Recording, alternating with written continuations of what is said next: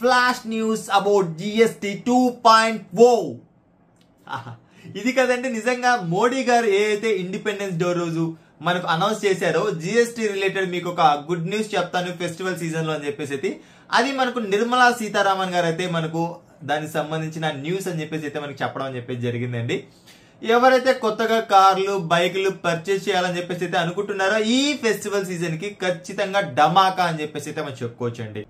Vehicles పైన ఉన్న 28% GST కాస్త ఇప్పుడు 18% కి తగ్గిపోవడం చెప్పేసి జరిగింది.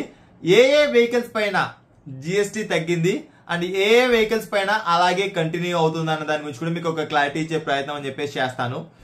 ఇందులో మనకు ఏ కంపెనీస్ లో ఏ కార్స్ వస్తాయన్న దాని గురించి కూడా మీకు ఒక క్లారిటీ ఇచ్చే ప్రయత్నం అని చెప్పేసి చేస్తానండి.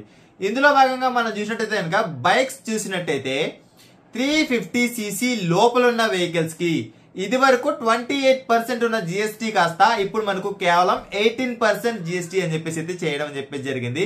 అదే విధంగా కార్స్ పరంగా చూసినట్టయితే మారుతి సుజుకిలో Alto, Celerio, WagonR, S Presso, Ignis, Baleno, Fronx except Brezza, above Brezza ఉన్న వెహికల్స్ పైన అయితే మనకు ఎటువంటి జిఎస్టీ సంబంధించిన అప్డేట్ లేదండి. బిలో బ్రీజాకి సంబంధించిన వెహికల్స్ అన్ని కూడా అంటే ఇందులో కొన్ని లిటికేషన్స్ అని చెప్పేసి అయితే పెట్టడం జరిగిందండి. 1.2 లీటర్ పెట్రోల్ ఇంజన్ అయి ఉండాలి, దానికంటే తక్కువ ఉండాలి. అదే విధంగా 4 మీటర్స్ లోపు ఉండాలి. సబ్ 4 మీటర్స్ వెహికల్స్ పైన అయితే ఇది అప్లికేబుల్ అవుతుందండి పెట్రోల్ వెహికల్స్ లో. అదే డీజిల్ వెహికల్ అయినట్టయితే కనుక 1500cc లోపల ఉండాలి. అదే విధంగా 4 మీటర్స్ లోపల ఉండాలి. ఈ వెహికల్స్ పైన మాత్రమే 28% ఆర్ఎల్స్ 31% ఉన్న జిఎస్టీ కాస్త 18% కి అయితే కుదించడం అని చెప్పేసి అయితే జరిగిందండి. ఇందులో ఎగ్జాంపుల్ తీసుకున్నట్టయితే కనుక డీజిల్ వెహికల్ పరంగా టాటా ఆల్ట్రోజ్ అండి. టాటాలో మనకు ఏ వెహికల్స్ యొక్క ప్రైజెస్ అని చెప్పేసి తగ్గిపోతున్నాయి అని చెప్పేసి మనం చూసినట్టయితే కనుక టియాగో, ఆల్ట్రోజ్, టిగోర్ అండ్ నెక్సాన్ ఈ 4 వెహికల్స్ యొక్క జిఎస్టీ అని చెప్పేసి ఇది వరకు మనకు 20% ఉండేది కాస్త 28% ఉండేది కాస్త ఇప్పుడు మనకు అది 18% కి అయితే తగ్గడం అని చెప్పేసి జరిగింది. హ్యుండైలో మనం నోటీస్ చేసినట్టయితే కనుక i10 నియోస్, i20 వెన్యూ ఈ 3 వెహికల్స్ పైన కూడా మనకు జిఎస్టీ 28% అయితే ఉండేది, అది కాస్త ఇప్పుడు మనకు 18% కి అయితే రావడం అని చెప్పేసి జరిగింది. అండ్ కియాలో మనం నోటీస్ చేసినట్టయితే కనుక సోనెట్ 28% ఉన్నది కాస్త 18% కి అయితే రావడం అని చెప్పేసి జరిగింది. దీంతో పాటు కూడా రెనాల్ట్ కైగర్ అండ్ మ్యాగ్నెట్ ఏవైతే ఇక మిగతా వెహికల్స్ ఉన్నాయో వాటికి సంబంధించి ఇక్కడ మరి మరీ గుర్తు పెట్టుకోండి 1.2 లీటర్ పెట్రోల్ ఇంజన్ లోపు ఉండాలి.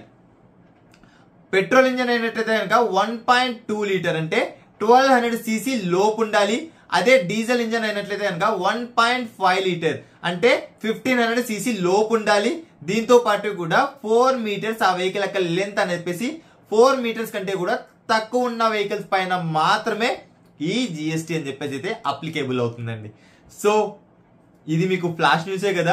ఎవరైతే కొత్తగా కార్స్ ని పర్చేస్ చేయాలనుకుంటున్నారో జస్ట్ సెప్టెంబర్ 22 వరకు అయితే వెయిట్ చేయండి. 22 తర్వాత దీనికి సంబంధించిన ఏవైతే జిఎస్టీ రిలేటెడ్ అప్డేట్ ఉందో అది మనకు అఫీషియల్ అవబోతుందండి.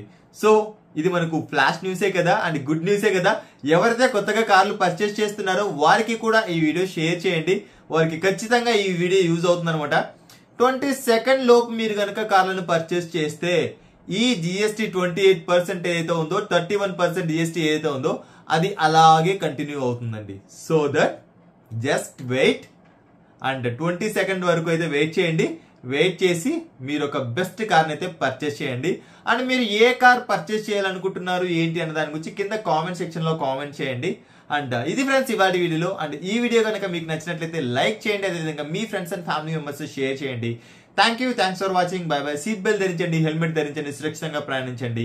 అంబులెన్స్ దారి ఇవ్వడం మాత్రం మర్చిపోవద్దు. Please don't drink and drive. బోలో భారత్ మాతాకి జై.